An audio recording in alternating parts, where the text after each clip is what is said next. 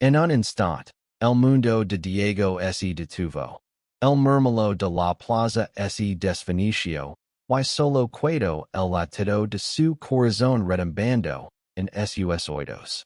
Frente a él, un micrófono temblaba en sus manos, mientras los ojos de un centenar de vecinos de su pueblo, Valdeorras, lo escrutaban desde la plaza mayor. Había a hablar, por primera vez, sobre quién era realmente. Diego, de 19 años, siempre había sentido que su vida era como caminar sobre una cuerda floja. En Valdeorras, un pueblo encadenado entre colinas doradas y venados en el corazón de Castilla, ser diferente no era solo un desafío, era un acto de valencia. Desde pequeño, sabía que le gustaban los chicos, pero en un lugar donde las tradiciones pesaban más que los sueños, guardó su verdad como un secreto que quemaba. Hasta esa noche.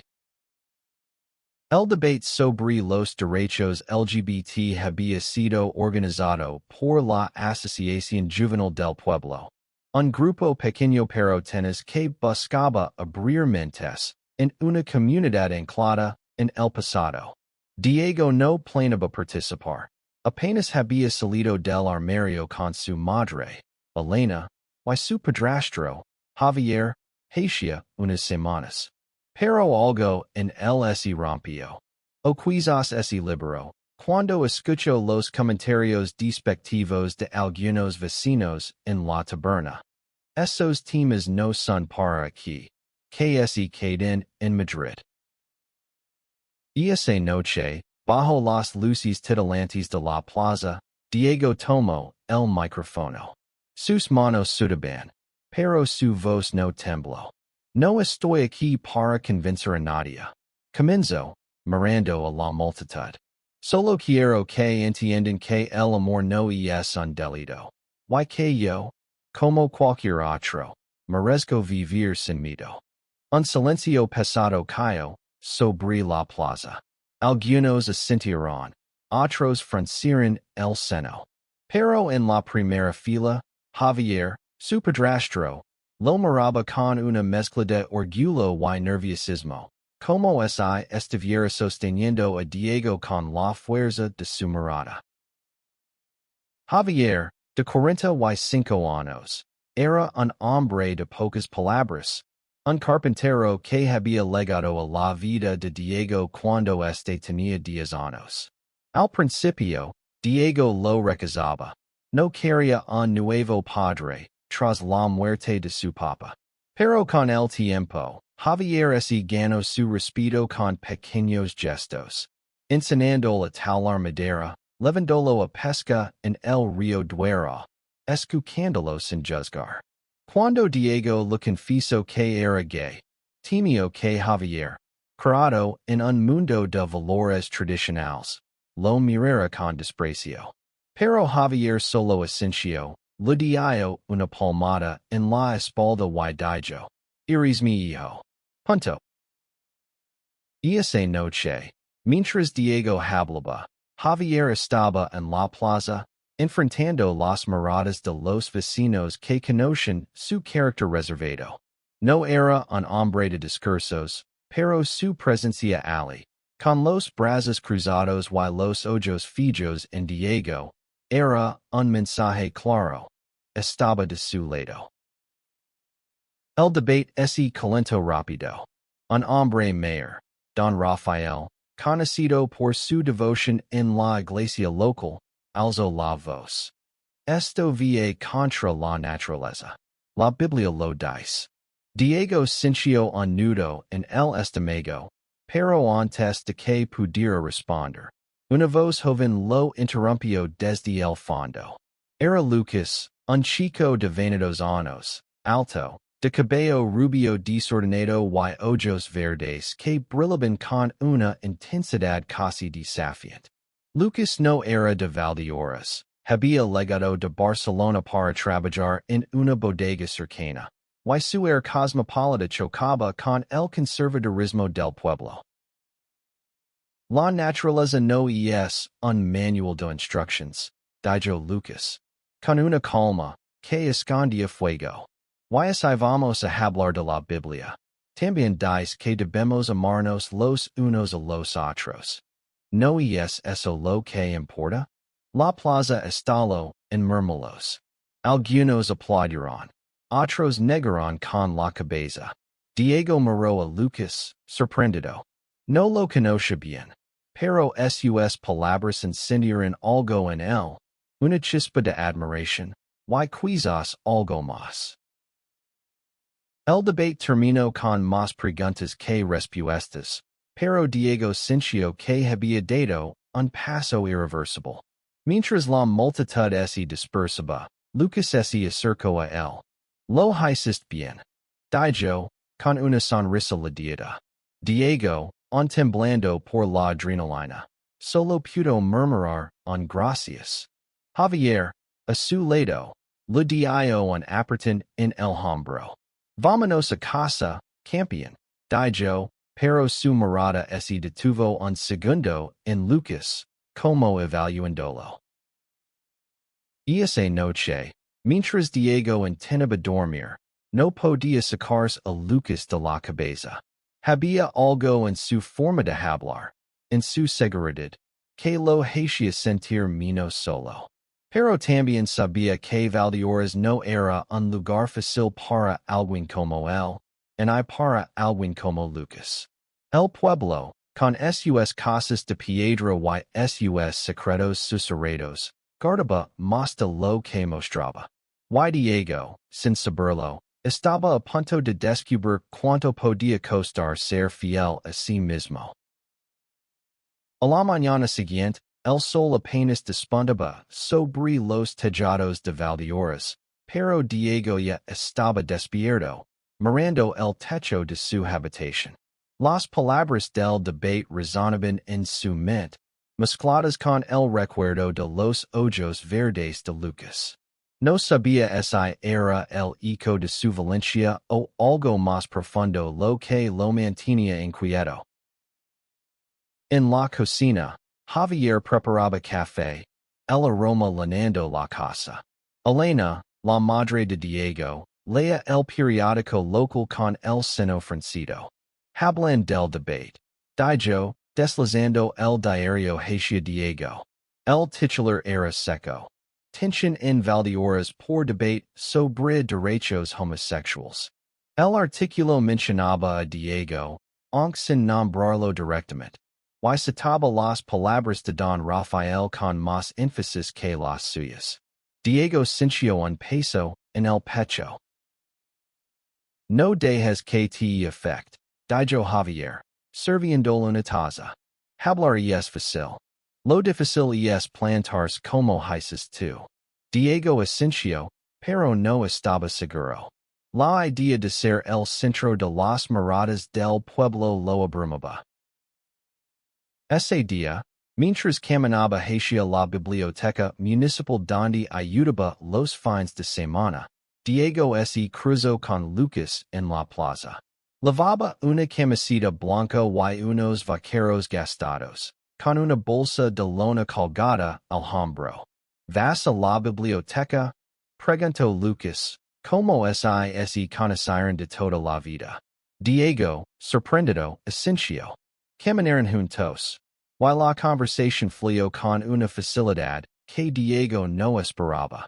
Lucas le contó que había crecido en Barcelona, que había dejado la ciudad para escapar del ruido y buscar algo más auténtico. Pero este pueblo no es exactamente un paraíso de apertura mental, dijo con una risa seca. Diego se rió, nervioso. No, no lo es. ¿Por qué te quedas, entonces? Lucas se encogió de hombres. ¿Por qué avisas que pelear por lo que vale la pena? ¿Y por qué el vino de aquí es increíble? Diego sonrió, sintiendo un calor que no tenía nada que ver con el sol. En la biblioteca, mientras ordenaban libros, Lucas le preguntó sobre el debate. Como te sentiste al hablar así, frente a todos. Diego Dudo. Como si estuviera desnudo, admitio. Pero también. Libra. Lucas lo miró con una intensidad que lo hizo sonreír. Eso es lo que importa. Ser tú mismo, aunque duela. Esa tarde, Diego regresó a casa con el corazón acelerado. No podía evitar pensar en Lucas, en su risa, en cómo sus manos rozaron las suyas al pasar un libro. Pero también sabía que Valdeorras no era Barcelona. Aquí, las miradas pesaban, y los rumores corrían más rápido que el viento. Días después, la Asociación Juvenil organizó una reunión para planear más actividades. Diego dudaba en ir, temiendo más enfrentamientos, pero Javier lo animó. No dejes que te calen, pequeño. Si empiezas a esconder, nunca pararás. Sus palabras, dichas con esa calma ruda que lo caracterizaba, dieron a Diego el empujón que necesitaba. En la reunión, Lucas estaba allí, liderando ideas con una energía que atraía a todos. Propuso un taller sobre diversidad, pero la idea fue recibida con frialdad por algunos miembros. No queremos más problemas, dijo Clara, una chica de 25 años que siempre había sido amable con Diego. El debate dejó a la gente nerviosa. Lucas no hacía mudo. El cambio siempre incomoda. Si no lo hacemos nosotros, ¿quién? Diego, inspirado por Lucas, levantó la mano. Yo ayudo con el taller. Dijo, sorprendiendo incluso a sí mismo. Lucas le dedicó una sonrisa que hizo que el mundo pareciera más ligero. Pero esa noche, al salir de la reunión, Diego notó algo extraño. Un grupo de chicos, liderados por Miguel, un joven conocido por su temperamento, los miraba desde la esquina de la plaza. Sus murmullos no eran amistosos. Cuando Diego llegó a casa, Javier estaba en el taller, leyendo una mesa. ¿Todo bien? Preguntó, sin levantar la vista. Diego dudó, pero al final le contó sobre las miradas de Miguel y sus amigos. Javier dejó la lija y lo miró fijamente. Si alguien te toca un pelo, me lo dices. ¿Entendido?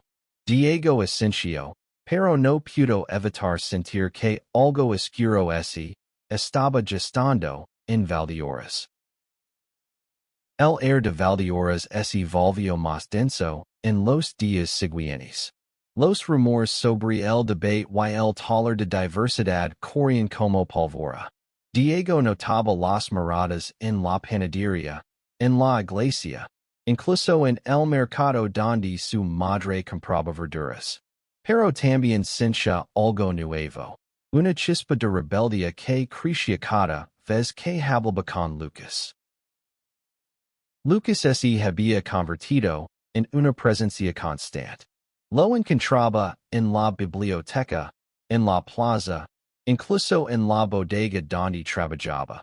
Donde Diego empezó a pasar más tiempo bajo la excusa de aprender sobre vinos. Una tarde, mientras apilaban cajas en el almacén, Lucas le contó sobre su primer amor. Un chico en Barcelona que lo había dejado por miedo a salir del armario. Me dolió, pero me enseñó algo. No puedes vivir por los demás, dijo, limpiándose el sudor de la frente. Diego lo escuchaba, fascinado, sintiendo que cada palabra de Lucas abría una puerta en su interior.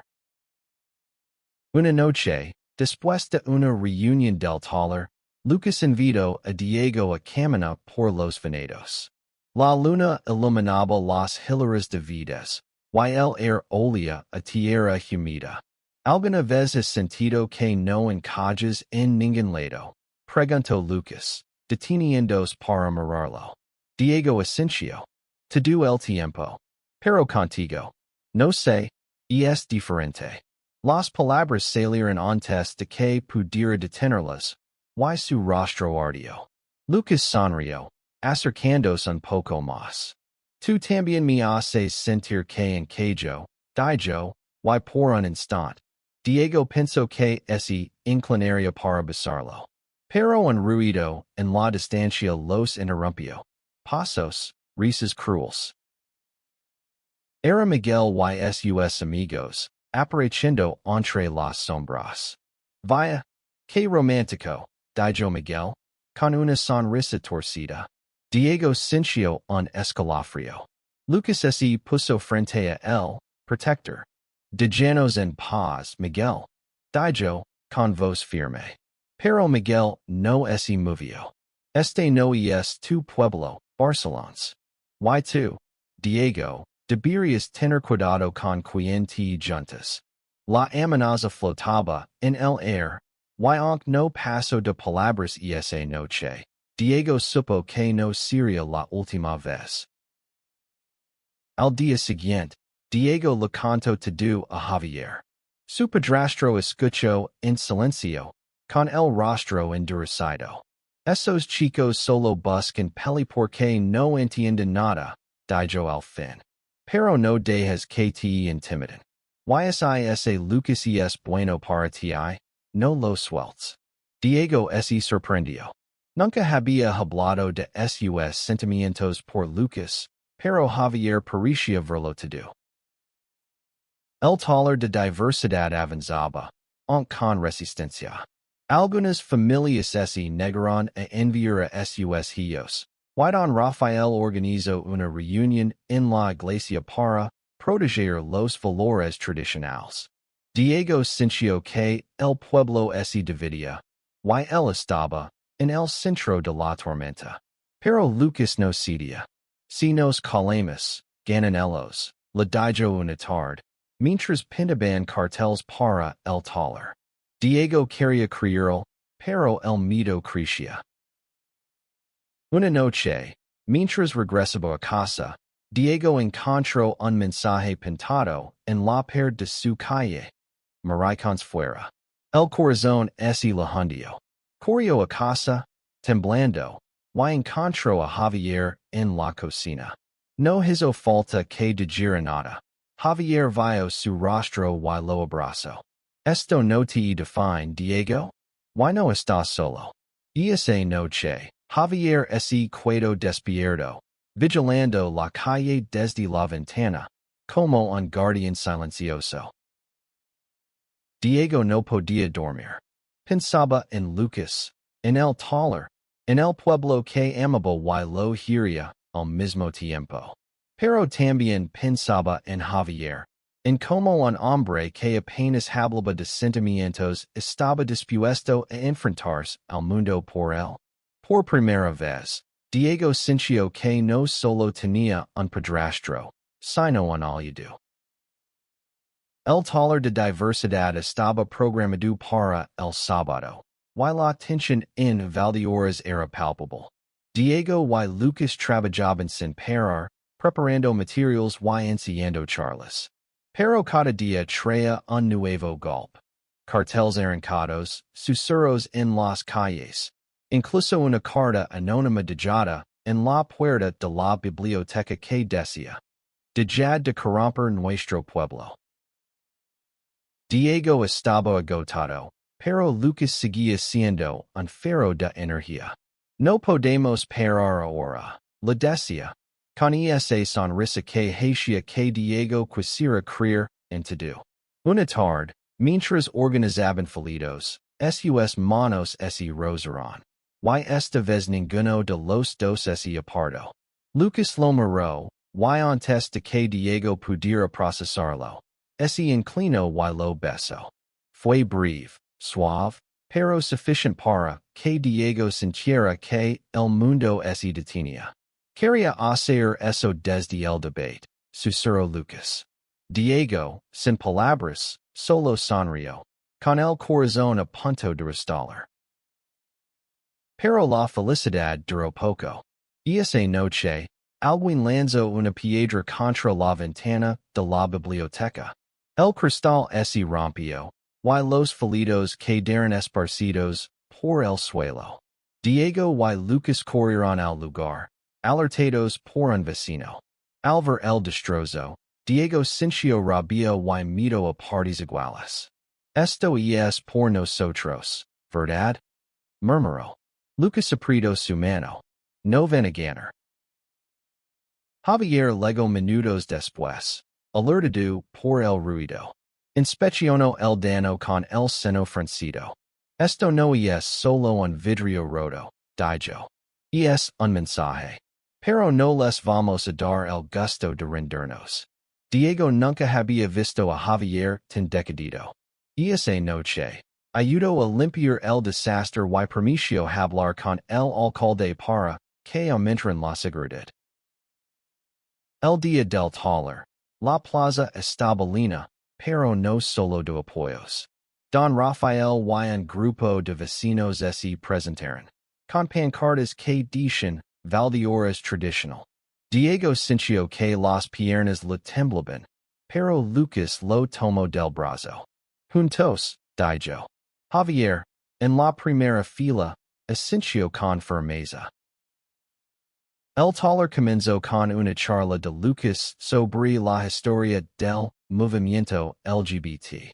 Su voz era clara, apasionada, y poco a poco, algunos de los presentes empezaron a escuchar con atención.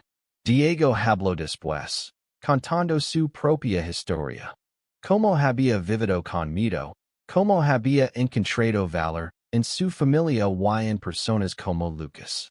La plaza estaba en silencio, y por un momento, Diego sintió que quizás, solo quizás, algo estaba cambiando.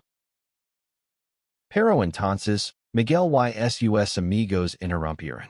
Esto es una vergüenza, gritó Miguel, avanzando hacia el escenario. La multitud se agitó, y Diego pensó que todo se desmoronaría. Pero Javier se levantó, interponiéndose. Basta, dijo, con una voz que hizo que todos se detuvieran. Si tienes algo que decir, dilo con respeto. Pero no vengas a gritar como si fueras el dueño del pueblo. Miguel retrocedió, sorprendido. La intervención de Javier dio tiempo a los organizadores para calmar los ánimos. El taller continuó, aunque con una tensión latente. Cuando terminó, algunos vecinos se acercaron a Diego y Lucas para darles las gracias. Otros se fueron en silencio. Pero Diego sabía que habían planeado una semilla. Esa noche, en casa, Javier le dijo algo que Diego nunca olvidaría.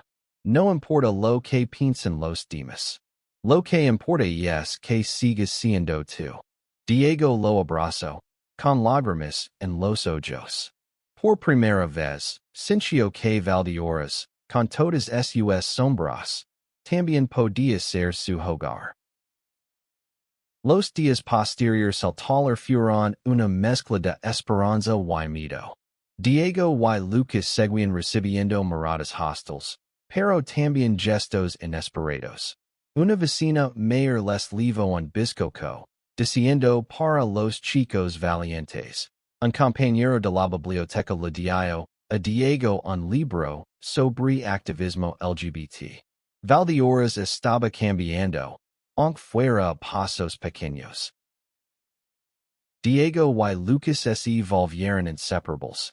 Pasaban las tardes en los venados, hablando de todo y de nada, robando besos cuando nadie miraba. Pero Diego sabía que no podían bajar la guardia. Miguel y sus amigos no habían desaparecido, y los rumores sobre ellos se volvían más venenosos. Una noche, mientras cenaban en casa, Elena rompió el silencio. Diego, estoy orgullosa de ti, pero tengo miedo. No quiero que te pase nada. Javier, que solía dejar que Elena hablara, intervino. No voy a pasar nada. No mientras yo esté aquí. Diego vio en sus ojos una determinación que lo hizo sentir protegido, pero también culpable. No quería que su lucha pusiera a su familia en riesgo. Días después, la Asociación Juvenil recibió una invitación para llevar el taller a un pueblo cercano, Alcázar de la Vega. Era una oportunidad, pero también un desafío. Diego y Lucas aceptaron, aunque sabían que el ambiente allí podía ser aún más hostil. Javier insistió en acompañarlos. No voy a dejarlos solos, dijo, y su tono no admitía discusión. El día del viaje, Diego estaba nervioso. Alcázar era más pequeño que Valdeorras, y los rumores sobre el taller ya habían llegado. Cuando llegaron, encontraron una plaza casi vacía, salvo por un grupo de hombres que los miraban con desconfianza. Lucas comenzó la charla, pero apenas había hablado unos minutos cuando un hombre interrumpió. No queremos esto aquí. Vayance. Diego sintió que el air se lo escapaba. Pero antes de que pudiera reaccionar, Javier se puso de pie. Mi hijo y su amigo están aquí para hablar, no para pelear. Si no quieren escuchar, váyanse ustedes. Su voz era calma, pero firme, y el hombre retrocedió. La charla continuó, aunque con menos público del esperado. De regreso a Valdeorras, Diego no podía dejar de pensar en Javier. Ese hombre, que alguna vez le pareció un extraño, ahora era su mayor defensor. En el coche, Lucas le tomó la mano, y Diego sintió que, por primera vez, no estaba solo en su lucha.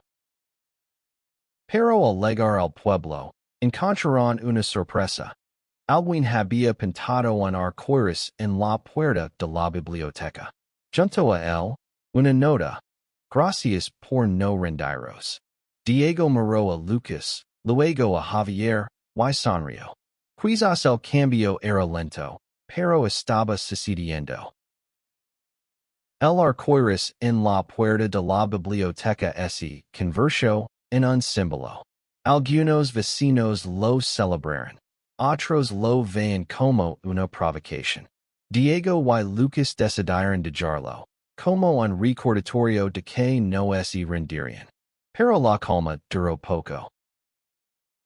Una noche, mientras Diego y Lucas caminaban por el pueblo, fueron acorralados por Miguel y sus amigos. Pensáis que podíais cambiar Valdeorras, ¿verdad? Dijo Miguel, con una botella en la mano. Diego sintió el miedo subir por la garganta, pero Lucas no retrocedió. No queremos cambiar el pueblo.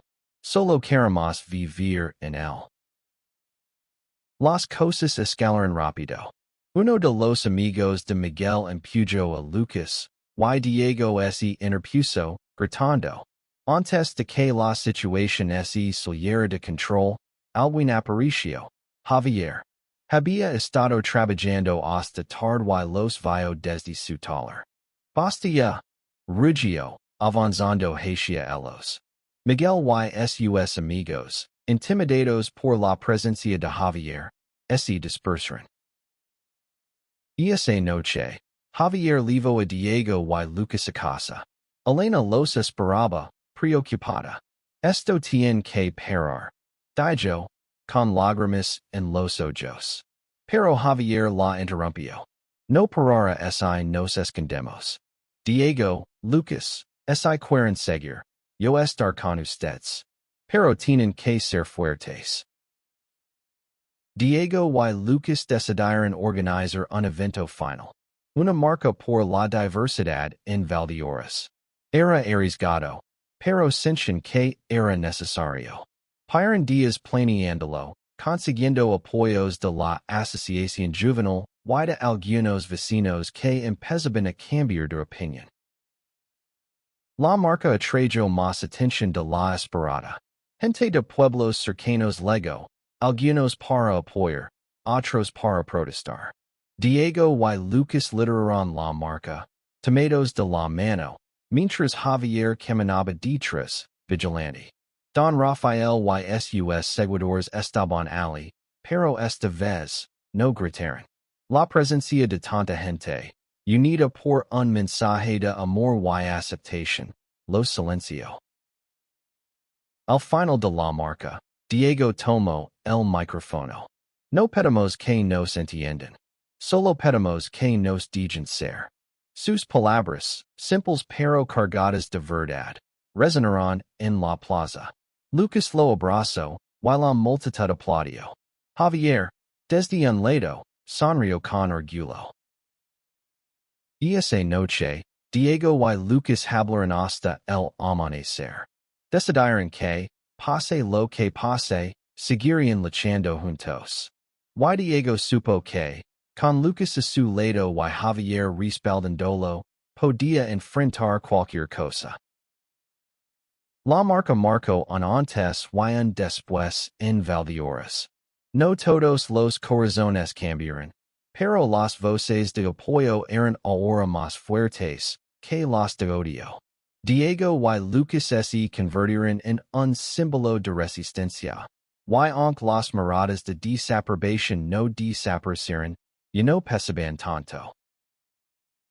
Un año después, Diego miraba la plaza desde la ventana de la biblioteca. El arcoíris en la puerta seguía allí, repentado cada vez que alguien intentaba borrarlo. Lucas estaba a su lado, planeando un nuevo taller, esta vez para adolescentes. Quiero que sepan que no están solos, dijo Lucas. Y Diego asintió, sabiendo que esas palabras eran también para él.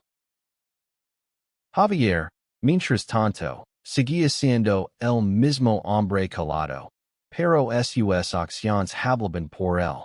Había convencido al alcalde para financiar más actividades de la asociación juvenil, y aunque nunca lo admitiría, Diego sabía que lo hacía por él. Una tarde, mientras Taliban Madera juntos, Diego le dijo, gracias, Javier. Por todo. Javier se limitó a sonreír. Eres mi hijo. No hay nada que agradecer. El pueblo no era perfecto. Don Rafael seguía con sus sermons. Y Miguel, aunque menos agresivo, no se había rendido del todo. Pero Diego ya no sentía miedo. Había encontrado su voz, su amor, y una familia que lo aceptaba tal como era. Una noche, bajo las estrellas, Lucas le pidió a Diego que se mudara con él a Barcelona. No para escapar, dijo, sino para construir algo juntos. Diego dudó, mirando las luces de Valdeorras. Amaba su pueblo, con todas sus cicatrices. Pero también sabía que su futuro estaba con Lucas, y que podía llevar a Valdeorras en el corazón. Sí, respondió, y besaron, sabiendo que, sin importar a donde fueran, siempre tendrían el apoyo de Javier, el hombre que demostró que la familia no es mide por la sangre, sino por el amor. Valdeorras cambió, poco a poco. Y Diego, con Lucas a su lado y Javier a su espalda, supo que el verdadero cambio comienza cuando uno decide ser fiel a sí mismo, sin importar el costo.